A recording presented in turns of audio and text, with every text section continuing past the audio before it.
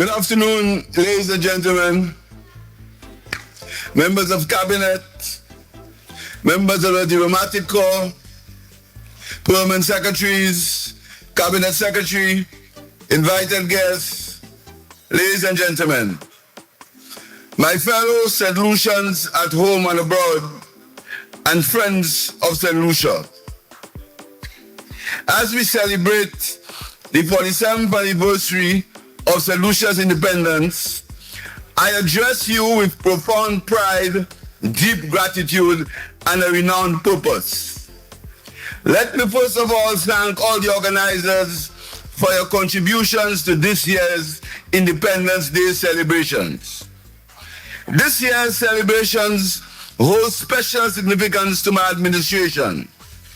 I stand here today fortified by the overwhelming confidence the people of Saint Lucia have expressed in the current government following the results of the 1st December 2025 general elections.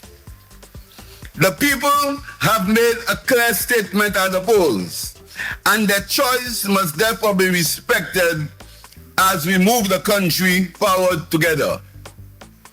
This resounding victory was not merely a political win.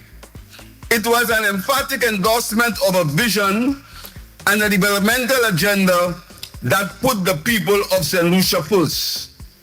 It was a call for the continuation of a government that has listened, led with compassion, and acted with integrity. It also recognized the many lives positively impacted across several sectors of society: pensioners, health workers, teachers, caregivers, youth, the unemployed, police officers, civil servants, and micro, small, and medium-sized enterprises. Universal health coverage will be one of the transformative changes in the health system. The government is fully committed to this project and its full implementation.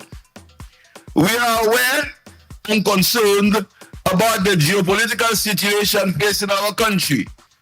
Never before have the actions of foreign governments affected our individual lives so negatively. It is a reminder of how integrated our world has become.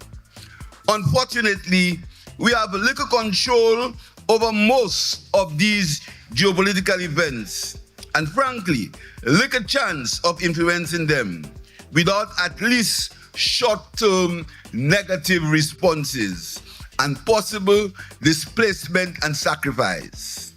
However, we do have control over our individual actions. To make our independence meaningful and relevant, we must take personal responsibility for our lives. It's the government's responsibility to provide the country with what citizens cannot provide for themselves: roads, ports, schools, public security, public health care, and the other services that are described as serving the common good.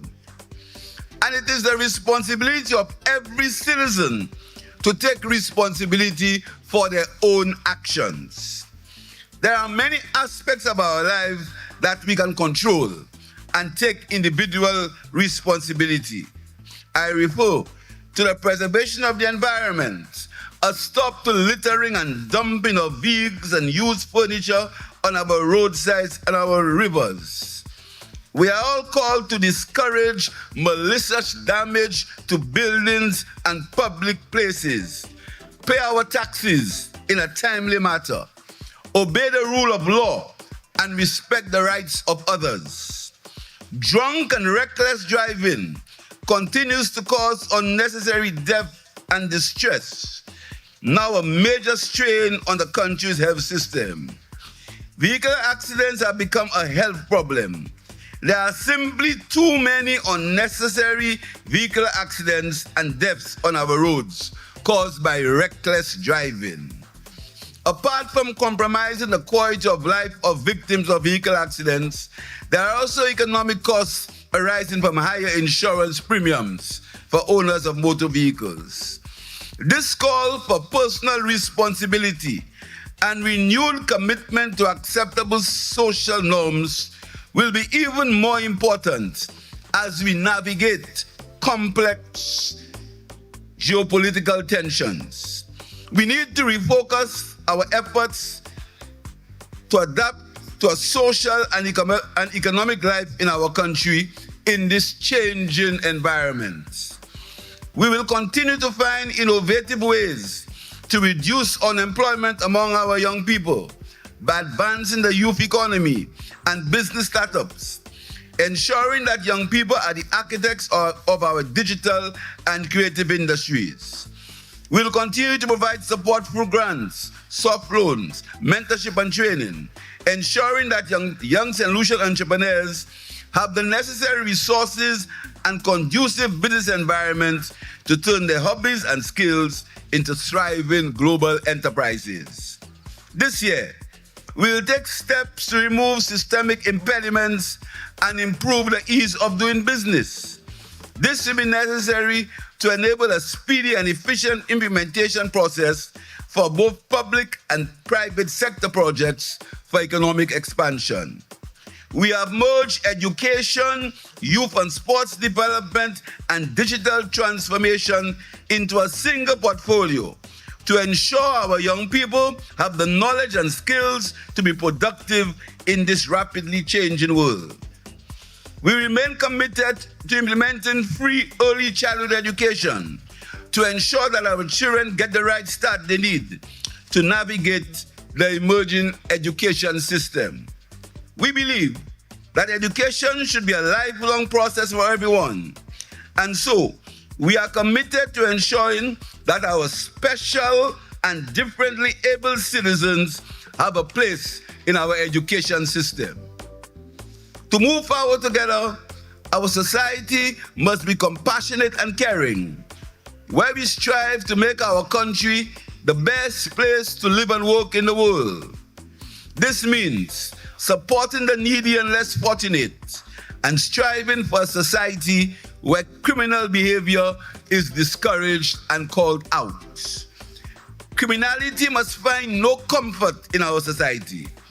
The government will continue its efforts in its quest for social transformation and crime reduction. We all agree that our water situation is unacceptable. The government will take tangible steps to address water sustainability. While we embark on a number of major water infrastructure projects, we must give prompt attention to water conservation and water harvesting to reduce our dependence on the national grid. The democratic process for selecting a government has concluded. It is now time for us to work together to foster pride in our country. I am optimistic about the future, but not blinded by the realities of climate change, shifts in global geopolitics, and man-made disasters, including environmental degradation and criminal activity. It's a time for unity, sober reflection, and honest analysis of the realities we face as a country and as a region. In closing, let me reiterate the need to come together as one nation with a common destiny. We need to face the challenges of the future with clarity of purpose and a resolve to confront the problems that will confront us. The development of our country is as much the government's responsibility as it is yours. Let us work together to make Saint Lucia the best place to live and work. And I conclude with a quote from Isaiah chapter 58, verses 9 to 10. When you beg the Lord for help, he will answer, here I am. Don't mistreat others, falsely accuse them, or say something cruel. Give your food to the hungry and care for the homeless. Then your light will shine in the dark. Your darkest hour will be like a noonday sun. Happy 47th Independence Day to everyone, and I thank you.